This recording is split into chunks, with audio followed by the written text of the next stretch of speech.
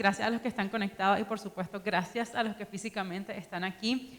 Este es el tercer año que hacemos esta alianza y que platico sobre cómo podemos organizar nuestras finanzas como estudiantes y también como padres de familia para hacer de la inversión universitaria una realidad. Y miren cómo son las cosas. El primer año, en el 2019, lo hicimos completamente en físico, ¿verdad? Cuando todavía pues no existía la pandemia, no existía el coronavirus y estaba full, el salón fue en un hotel. El año pasado lo hicimos completamente virtual y este año estamos haciendo como un pequeño híbrido. Entonces vamos a ver el próximo año qué nos depara el futuro, ¿verdad? Y cómo lo hacemos. Entonces, para comenzar, lo primero que les quiero decir es que nuestra vida va cambiando todos los días y para los que son papás, la mayoría de los que están aquí presentes son estudiantes. Me imagino que la mayoría de los que están conectados tal vez hay más papás y mamás que estudiantes. Y quiero que lo que piensen sea cómo ha venido cambiando sus hijos, o en el caso de los que son hijos, cómo han venido cambiando sus vidas desde que nacen. Y algo que yo he descubierto es que en la medida en que nos vamos haciendo más grandes, que nos vamos haciendo mayores, los gastos suelen aumentar y no bajar. Entonces, cuando un bebé está por nacer, siempre pensamos en el hospital y la primera ropa y esto, pero se nos olvida que es que no acaba ahí. O sea, eso en realidad es el inicio apenas. Después hay que entrar al kinder, después al colegio, etcétera, etcétera, y cada vez los gastos son mayores. Cuando viene la época universitaria, tampoco se detiene. Y yo sé que en nuestro país la realidad es que la mayoría de los jóvenes no logran entrar a la universidad y de los que entran, la mayoría tampoco logra terminar. Hace unos años, les voy a contar, en el 2013, cuando yo me estaba graduando de la maestría, hice una tesis sobre cómo incrementar la educación financiera en Nicaragua. Y una de las cosas que investigué en aquel momento fue el tema de la educación en general, cómo andábamos. Y lo que yo descubrí en aquel entonces, no sé cómo andaremos, pero yo me imagino que bien parecido, solamente el 7% de los niños y niñas que nacían en Nicaragua terminaban completamente la universidad. 7%. Y mucho de eso tiene que ver con el tema financiero, ¿verdad? Porque es una inversión realmente lo que tenemos que hacer. Entonces, para ayudarles en este proceso y que no simplemente sea un no puedo, no es demasiado caro, no en este momento no se puede, y menos a cómo está la situación económica. Entonces, ¿qué estrategias podemos utilizar? Y lo primero que tenemos que hacer es analizar qué es lo que es importante para nosotros como padres y como familia.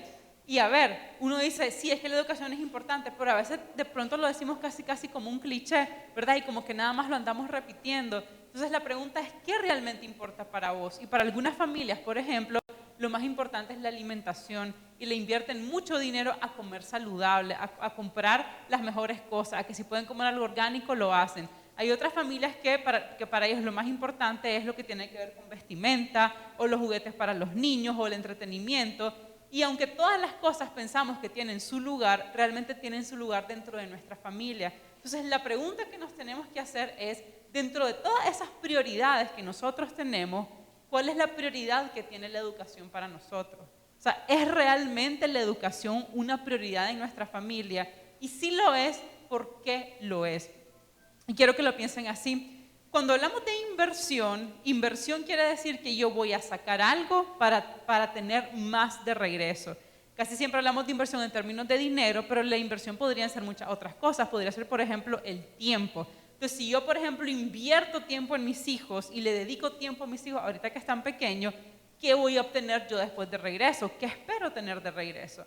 Entonces, número uno, analicemos qué es lo más importante para nosotros. Y si dentro de esas top 3 prioridades, la educación es una de ellas, eso quiere decir que lo deberíamos de estar viendo reflejado en nuestro presupuesto. Es decir, si uno de los valores fundamentales dentro de mi familia es la educación, cuando yo veo un presupuesto, que yo sé que la mayoría de nosotros no hace presupuesto, pero al menos el presupuesto que hacemos mentalmente, eso se debería de ver ahí reflejado. ¿Y cómo? Se debería de ver en uno de los cuadrantes. Entonces, esa imagen que ustedes están viendo ahí, no sé si quienes están conectados también la están viendo, solamente los que están aquí en físico, pero bueno, esa es una imagen de un formato de presupuesto que nosotros hacemos en Plata con Plática. Este es el más reciente del año pasado y es el que hemos mantenido porque es el más completo. Ese formato de presupuesto tiene alrededor de 127 filas y uno quizás dice, pero Ela, ¿y tanto gastamos? Sí, tanto gastamos. Fíjense qué curioso, cuando las personas piensan en presupuesto, piensan en gasto, no piensan en ingresos. Y además de eso, cuando piensan en gastos, piensan en 4 o 5 cositas, ¿no? Y dicen, voy a gastar en la comida, en la renta, en la educación, en los servicios básicos y en el transporte. Y ya terminé de presupuestar. Cuando la realidad es que gastamos en muchísimas más cosas que eso. Por ejemplo, ¿quién está metiendo las mascarillas dentro de su plan de gasto? ¿Quién está metiendo todo lo que estamos gastando en el alcohol gel dentro de su plan de gasto? Dicho esto, también hay un espacio para la educación y la manera ideal de hacer esto es siempre pensando en un rubro para cada uno de sus hijos, ¿de acuerdo? Entonces, por ejemplo, tengo hijo 1, ¿cómo se llama mi hijo? Por ejemplo, mi hijo 1 se llama Luca. Ah, ok, perfecto. ¿Y yo qué tengo que gastar en Luca? No, pues Luca tiene 2 años y medio, entonces yo tengo que pagar una colegiatura todos los meses, tengo que comprar cosas especiales para la lonchera todos los meses, tengo que dejar un montito ahí pequeño por si acaso se enferma todos los meses y tengo que dejar algo de entretenimiento porque más de alguna piñata o algo lo pueden invitar y tengo que dejar ese monto ahí.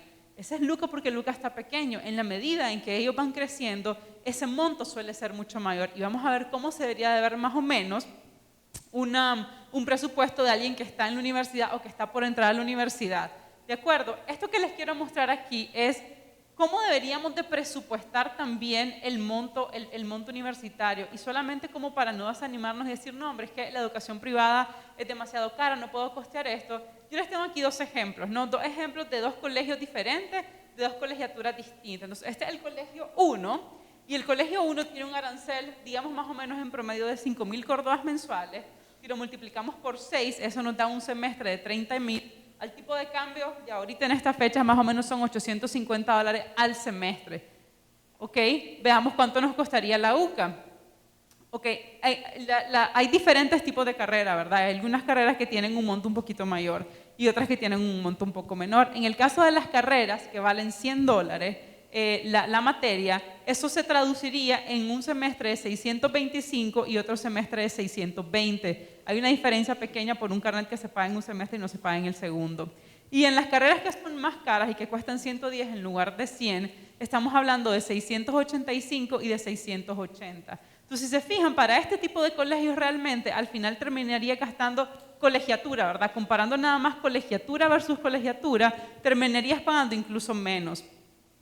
Veamos un ejemplo con una colegiatura o con un colegio que tiene un arancel de 2.500 córdobas, que es la mitad. Al semestre multiplicamos 2.500 por 6, estamos hablando de 15.000, que son $425 al tipo de cambio de estas semanas. Y el costo en la UCA más o menos es el mismo. Ahora estamos hablando realmente de una diferencia asumiendo un colegio de este tipo, en este caso de $200 más. Si lo dividimos entre 6, o sea, entre los 6 meses que tendría que pagar, realmente nos damos cuenta que podríamos estar supliendo esa diferencia, ya le puedo enseñar cómo, pero básicamente redistribuyendo la manera en que estamos gastando. Y algo importante que quiero mencionar es este tema de la modalidad de pago con tasa 0%. ¿Qué quiere decir eso? Que podés financiar el semestre a una tasa sin interés, es decir, que no vas a pagar más y simplemente vas a tener una facilidad de pago. Ojo, y le voy a poner aquí un asterisco, para que la modalidad de tasa 0% realmente funcione, es decir, que realmente te cueste 0%, tu tarjeta de crédito debe de estar bastante limpia. Es decir, lo que yo voy consumiendo, lo voy pagando. Si yo me atraso y comienzo a acarrear un saldo en mi tarjeta de crédito que me está generando intereses, la tasa 0% deja de existir y mis compras, en este caso por ejemplo las mensualidades, me comienzan a costar una tasa del 50% anual, que es más o menos la tasa de interés que tienen la mayoría de las tarjetas de crédito en Nicaragua. Ok, número 3, entonces ahora sí hay que sacar cuenta y ser detallado. Yo les decía, cada uno de sus hijos debe de tener un rubro, una categoría grande dentro de su presupuesto. Y dentro de esa categoría grande vamos poniendo cada uno de los ítems en los que vamos a incurrir, porque al final el hijo o la hija no es nada más la colegiatura o no es nada más el arancel, es por ejemplo el transporte. O sea, si antes tal vez el colegio me quedaba cerquita y si iba caminando yo no gastaba en transporte, o tal vez pasaba el recorrido del colegio, o tal vez me quedaba camino al trabajo y no gastaba en nada adicional, tal vez ahora eso va a ser diferente, o viceversa, tal vez ahora quizá incluso me cueste menos. Entonces, ¿cuáles son esos costos que yo tengo que estar considerando que debo de meter en mi presupuesto? Okay, además del obvio, que es el arancel, que igual ya lo estamos pagando ahorita por un colegio, como les decía, el transporte, ya sea que yo lo vaya a pasar dejando y eso signifique un gasto en combustible adicional o menor que lo que pagaba antes, ya sea que le dé dinero para irse en bus o para irse en taxi, o va a tener un carro y va a manejar, no importa el medio de transporte que utilice, tengo que considerar cuánto va a ser y cada cuánto lo voy a pagar. Alimentación, y aquí también suele ser bien diferente porque cuando estamos en el colegio normalmente almorzamos en nuestra casa. Si estudiamos lo que le llaman de día, normalmente salís a las 2:30, 1, llegas a tu casa, comes, o sea, haces el tiempo fuerte de comida allá. Y si estudias en la noche o en la tarde, normalmente también almorzás en tu casa y ya después te vas al colegio. Cuando estás en la universidad, tu horario completo cambia tanto que ya no sabes a dónde vas a comer y probablemente te toque hacer 1, 2 o a veces 3 tiempos de comida en la universidad, y nos guste o no, eso suele salir más caro que lo que comemos en la casa, ¿verdad? Porque al final nos toca comprar comida adicional. Entonces, eso va a depender del horario y de cómo lo agarremos. Yo, por ejemplo, me acuerdo en una época de la universidad en que tenía un horario súper partido. Entonces, entraba a las 7 de la mañana y si yo me quedaba de corrido, podía ser hasta las 10 de la noche de la universidad. No en clases el 100% del tiempo, pero se trata también de organizarte y aprovechar esos tiempos muertos que tenés, o sea, que estás esperando entre una clase y otra, para hacer la tarea o el trabajo de lo que te acaban de dejar o al examen para el que te vas, etc. Pero en el medio de todo eso tenés que comer. Ok, la ropa, y menciono la ropa porque la mayoría de los colegios aquí uno va de uniforme y es un cambio muy grande el vestuario que tenés cuando vos los 5 días de la semana estás utilizando uniforme. Realmente la ropa que tenés en tu casa es más rápida, ¿verdad? Es para el fin de semana, para andar, para salir, pero ahora de pronto ya tu pantalón y tu camisa que usabas todos los días ya no es lo que vas a utilizar y sí se convierte casi como en una inversión de cero de ropa. Los útiles, o sea, los libros que vas a utilizar, si te va a tocar fotocopiar folletos, materiales, el uso del internet, si vas a tener reuniones de trabajo que quizá ahorita en este momento estén un poco reducidas por el tema de la pandemia, pero, y todos los adultos que ya están aquí, ¿verdad? Y fueron a la universidad, se acuerdan, uno se reúne bastante.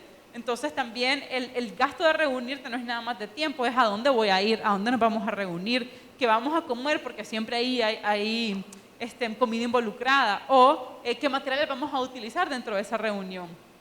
Y el tema de la vivienda, sobre todo para los estudiantes que no son de Managua, sino que vienen de fuera, de otros departamentos, de Estelí, de Chinandega, de León, de Matagalpa, y que van a rentar aquí o un apartamento compartido o un apartamento solo o un cuarto dentro de la casa de alguien más, pero no importa lo que sea, no importa si es poquito o si es un montón, es un gasto que se debe considerar, tanto la vivienda, ¿verdad?, como la alimentación, si se van a pagar servicios básicos, etcétera, porque cada monto va sumando. Entonces, cuando hablamos de presupuesto, hablamos de tener el panorama completo, no nada más de una pequeña cosa o de aquello que nosotros consideramos importante, sino que va desde lo más grande hasta lo más pequeñito. Ok, entonces, ¿qué tengo que hacer para lograrlo, no? ¿Qué tengo que hacer yo para rearmar mi presupuesto y hacer de esta inversión universitaria una realidad? Lo primero, tenemos que recortar todo aquello que no sea necesario. Yo sé que a veces escuchamos eso y decimos, no, hombre, pero si yo ya vivo con lo justo, vivo en lo mínimo, no hay nada que recortar. Y créanme que siempre tenemos espacio para recortar. De hecho, yo creo que una de las cosas que nos vino a enseñar precisamente esta pandemia, este coronavirus, es que aunque pensábamos que vivíamos con lo mínimo, nos obligó a recortar todavía más. Por ejemplo, en las oficinas, que uno siempre cree que vive con lo mínimo, te diste cuenta que ya no necesitabas una oficina que te pudiera ir a trabajar a tu casa y que igual las cosas continuaban funcionando, ¿verdad? Y también la realidad de muchos hogares es que una persona, o sea, uno de los papás se quedó sin trabajo, o a veces hasta los dos, y entonces encontraste manera. Pues lo mismo aplica aquí. Hay una pregunta que yo siempre digo que nos tenemos que hacer, que es súper básica, y es cada vez que vamos a hacer una salida de dinero, que va a salir dinero de nuestra billetera, y es, ¿lo quiero o lo necesito? Suena súper básico, suena súper tonto, pero de verdad hace un clic en nuestro cerebro. Vos de tener que decir, a ver, este clicker que está aquí pues está bien bonito, yo me dedico a dar conferencias, la verdad es que me facilita la vida, pero yo lo quiero o lo necesito, ¿no? ¿Y qué es lo peor que me podría pasar si yo no lo tengo, si yo no lo compro? Entonces de pronto uno diría, Ela, pero eso sería una inversión para vos, porque vos te dedicas a dar conferencias, eso te facilita la vida. Y fíjense qué chistoso, justamente antes de comenzar, Oliver, que está ahí detrás de cámara, yo lo conozco desde hace años porque nos hemos visto precisamente en eventos así, y le hacía el chiste que en unas conferencias súper grandes que dábamos antes nunca había clicker, y entonces siempre últimamente decíamos, ¿quién tiene clicker? Andamos corriendo por un clicker, gracias a aquí se había uno. Pero lo que les quiero decir es que igual las conferencias se daban, ¿no? Y se hacía. Entonces, ¿me hubiera hecho la vida más fácil? Si era una necesidad, pues no tanto. Ok, número 2, se trata de controlar cada centavo. Ok, presupuestar es la primera parte de la tarea. Presupuestar es decirle a tu dinero a dónde querés que se vaya, es armar un plan. Pero la segunda parte es seguir ese plan y decir, ok, si yo dije que iba a gastar en el supermercado 5.000 córdobas, pues más vale que me lleve 5.000 córdobas y que me gaste los 5.000 córdobas, porque si yo me llevo la tarjeta o llevo un poquito más o llevo 7.000 por si acaso, lo más probable es que terminen gastándote eso. Entonces, controlar cada centavo quiere decir tener disciplina y quiere decir también encontrar un vehículo que sea fácil para vos de darle seguimiento a ese dinero. Y ese vehículo podría ser un cuaderno, una libreta, una agenda, o podría ser un Excel que descargues y que vos lleves solito, o podría ser una aplicación. Para todos los muchachos y muchachas que están aquí, lo más fácil es llevar una aplicación porque la andas en el celular. Y todos andamos el celular todos los días. Y finalmente, un buen lugar para recortar siempre son los gastos hormigas. Los gastos hormigas son todos esos pequeños gastos que hacemos a lo largo del día, todos los días, y no nos damos cuenta.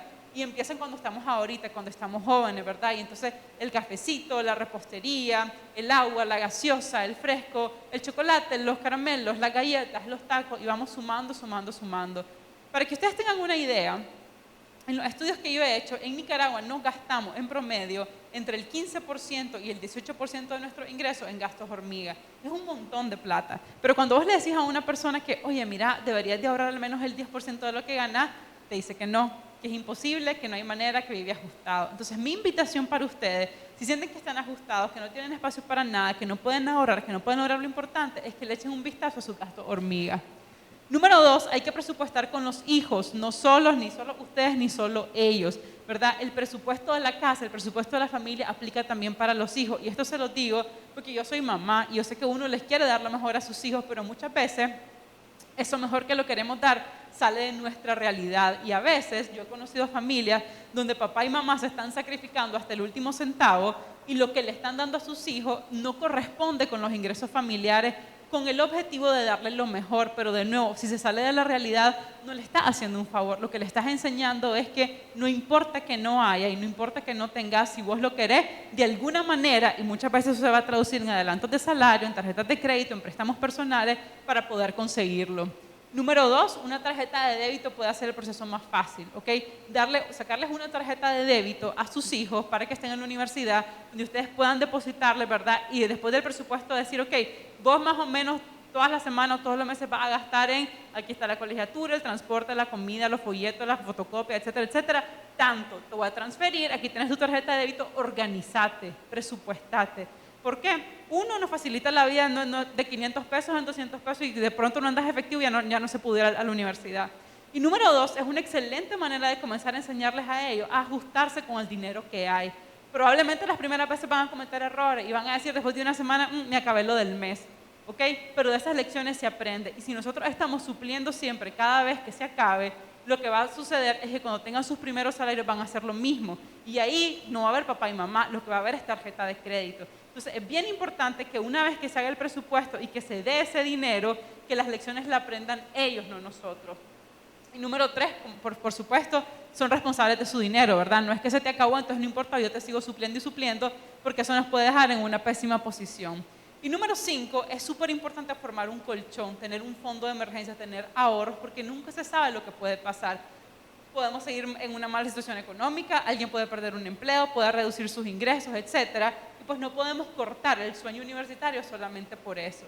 Entonces, ¿cómo logramos ahorrar, verdad? Porque uno dice, no, pero es que a mí no me da para ahorrar. ¿Cuáles son los secretos para mí del ahorro? Número 1, hay que ponerle nombre y apellido a esa meta de ahorro. No es ahorrar por ahorrar, es ahorrar para la universidad, es ahorrar para tener un colchón, es ahorrar para comprar una casa, no, con una meta fija. Número 2, hay que ahorrar antes de gastar y no a la inversa. Es decir, nos tenemos que olvidar de esta quincena voy a ahorrar lo que me sobre, porque yo le garantizo que nunca va a sobrar nada. ¿Okay? La única manera en que realmente logramos ahorrar es si en cuanto a mí me paguen, yo saco el dinero que yo planificaba ahorrar, lo mando a otra cuenta y me olvido de que existo. Número 3, la perseverancia es mucho más importante que el monto. Esto quiere decir que comenzar hoy, con el dinero que tengo, con el dinero que sea, si sean 100 pesos, es muchísimo más importante que supuestamente imaginarme que yo voy a comenzar a ahorrar dentro de un mes, cuando gane más, cuando salga de deuda, cuando mis hijos estén más grandes, porque lo que hacemos es que vamos posponiendo y nunca llega.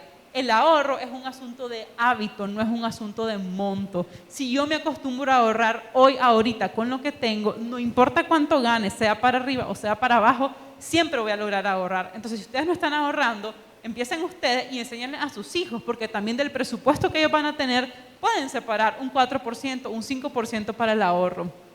Y finalmente, el ahorro se hace en el banco, no se hace en un chanchito, no se hace debajo de la cama y no se hace en el tarrito de Nescafé detrás de todos los platos en la última repisa. Ahí el dinero se pierde valor, si algo le pasa a tu casa se te va el dinero también. Yo sé que muchas veces nos da miedo la banca, solamente les quiero recordar que los ahorros están protegidos hasta por $10,000 por banco a través de Fogade. Entonces, sí hay plata que puedes tener distribuida en diferentes bancos y tienen algún tipo de protección. Y bueno, siempre recordarles que la educación es una inversión, no es un gasto. ¿Por qué? Porque la diferencia entre un gasto y una inversión es que aunque ambos son una salida de dinero, en la inversión yo espero tener algo de regreso. El gasto queda ahí. La educación se convierte entonces en una inversión porque sí, yo le meto dinero ahorita, le invierto tiempo, le invierto mi concentración, le invierto recursos, pero lo que voy a tener en el futuro son las posibilidades de ganar más dinero de las que tendría si yo no estudiara una carrera universitaria. Gracias. Muchas gracias, Elaine. Le invitamos a tomar asiento para que despejemos algunas dudas. Recuerden que pueden enviar sus dudas los jóvenes también que tengan alguna curiosidad acerca del tema del ahorro y de la inversión y el tema de las finanzas. Este es el momento para despejarla a través de nuestra línea de WhatsApp 7828-7777. Por acá teníamos una pregunta y es, por ejemplo, ¿cómo el estudiante en su día a día puede aportar al ahorro familiar y por supuesto también a la inversión universitaria? ¿Qué son esas acciones indirectas que el estudiante puede hacer para sobre este tema? Lo primero es que al final ahorrar también quiere decir gastar bien, no saber gastar. Entonces yo ahorro en la medida en que logro no gastarme cierto dinero en algo. Entonces, sin irte a generar más ingresos adicionales, con el dinero que vos tenés, con el dinero que a vos te dan, aportás a la economía de tu familia si vos decidís hacer pequeños cambios. Por ejemplo, en lugar de comprarme una botella de agua todos los días en la cafetería, voy a andar ahí ando cargando yo mi botella, miren para que no les miento. Entonces, puedo llevar eso. La comida, bueno, si voy a pasar todo el día en la universidad, en lugar de decir voy a desayunar, voy a merendar, voy a almorzar y voy a cenar, pues voy a hacer un tiempo, ¿no? Y el resto me voy a llevar mi sándwich, me voy a llevar una fruta, me voy a llevar... Entonces, y no piénsenlo de esta manera, mejor dicho, cada pequeño gasto y cada pequeño ahorro cuenta. Entonces no piensan que, ay, pues que son 50 pesos, no hacen una diferencia, pero imagínate cuando son 50 pesos cada día, entonces a la semana estás hablando de 250 pesos, al mes estás hablando de 1,000 pesos, al año estás hablando de 12,000 córdobas. Entonces cada uno de esos gastos cuenta. Y lo segundo es que incluso como estudiante, vos podés generar dinero.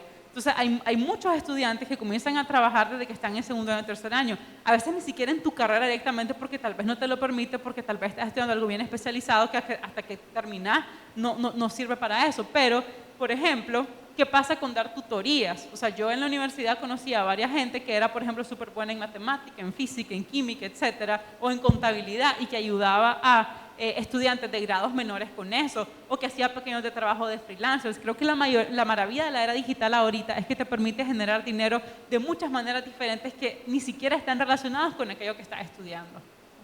Otra consulta, hay algunas carreras, por ejemplo, que requieren una inversión en materiales. En el caso de arquitectura, es una de ellas. Entonces, ¿qué recomienda usted para las familias? Si ya se sabe que se necesitan esos materiales, ¿lo definimos al inicio de la carrera, cuando inicia el proyecto universitario, o podemos ir comprando parte por parte de esos materiales? Sí, yo creo que no nos tenemos que desesperar y decir, no, todo lo tenemos que tener antes del primer día que entre a la universidad, porque al final, creo que arquitectura son 5 años, ni siquiera son 4, ¿verdad? Y es mentira que todo lo va a utilizar al inicio. Entonces, vos te tenés que ir programando y diciendo, ok, ¿qué es lo que necesita estrictamente hablando el primer semestre? ¿Qué es lo que tengo que programar para el segundo? Y así sucesivamente. Y lo otro que recordemos es que no todo tiene que ser completamente nuevo. Fíjate, yo estudié, de mis amigos del colegio, muchos de ellos estudiaron arquitectura acá. Y yo me acuerdo que la mayoría de ellos, creo que una sola se compró una mesa de arquitectura así grande, nuevecita, pues bien elegante, si la querés ver así.